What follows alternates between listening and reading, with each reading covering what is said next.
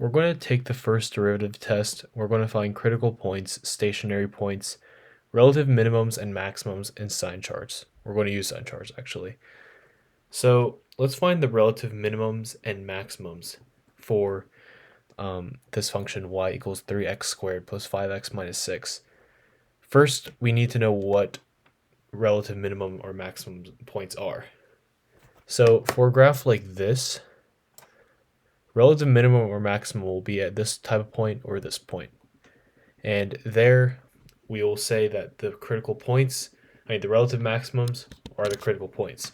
And a critical point is just when the derivative, f prime, is equal to 0 or it's undefined. That was terrible, sorry.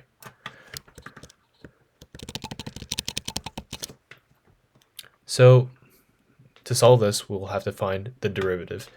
So we take dy over dx. That becomes 6x plus 5.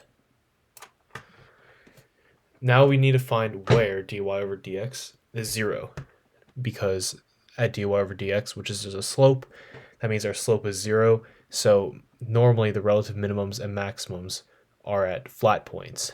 So we do 0 equals to 6x plus 5.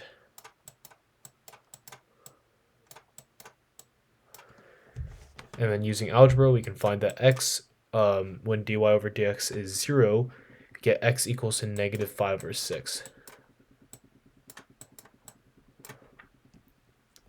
Now what we can do is use a sign chart.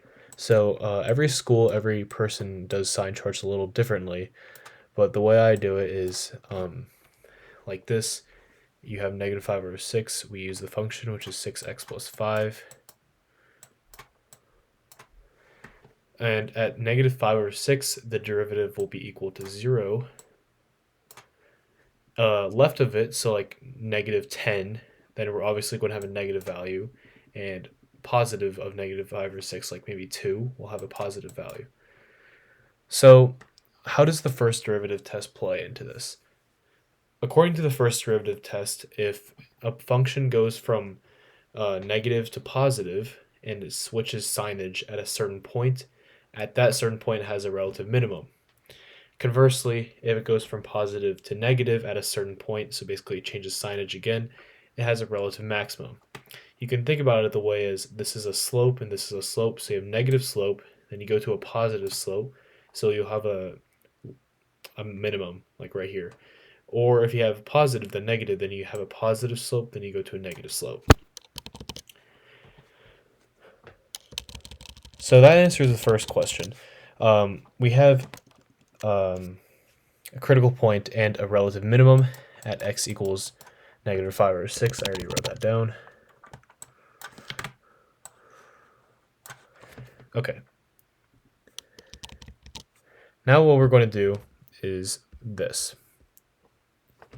Y equals to x to the fourth plus 4x.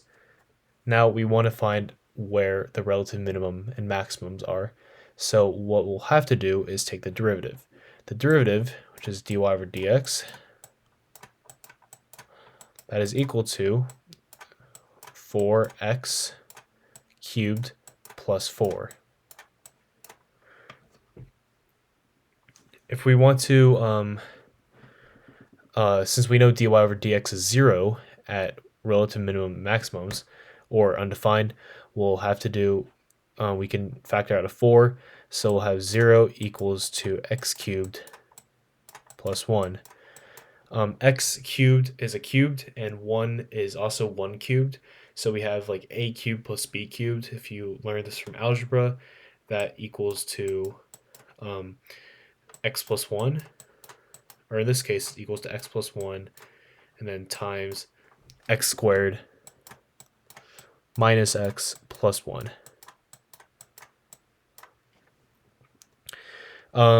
If you look at the graph of this function, or if you use the quadratic formula to find the zeros, you'll find that there will be no zeros, meaning that this value is either all the way above or all the way below the x-axis. In this case, it's above the x-axis. It never hits the x-axis. That means we have a 0 at negative 1. If we use a sign chart, it goes from negative to positive, if we have x plus 1, that means we have a relative minimum at x equals negative 1.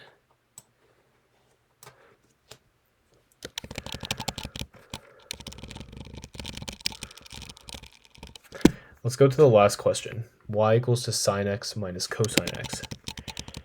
So first of all, I want to clarify that we're going to have the interval, which will be close bracket 0 to pi. One thing I haven't mentioned yet is that in open brackets, we use sign charts like I have used earlier. That's when we have open brackets, for example, negative infinity to positive infinity. We don't really need to see the endpoints. However, with this closed bracket, we need to consider the endpoints using a table with 0, pi, and whatever the critical point makes is 0 or undefined. So in this case, we'll have, let's take the derivative first. So we have dy over dx equals to cosine x plus sine x. You should know this from trig derivatives.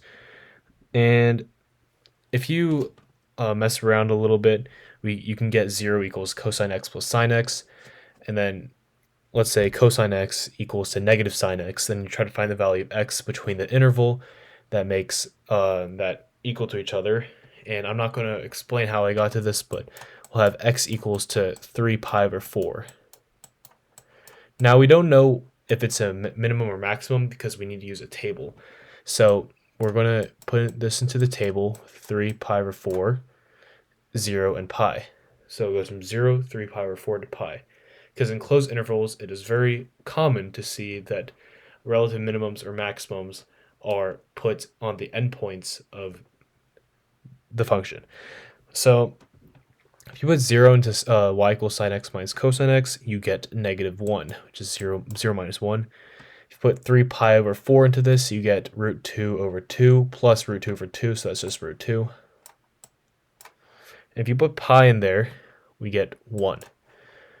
So this is our table of our x values and our f of x or y values. Now we can find the minimum and maximums pretty easily. The minimum is obviously at x equals 0, so we're going to have a min at x equals 0.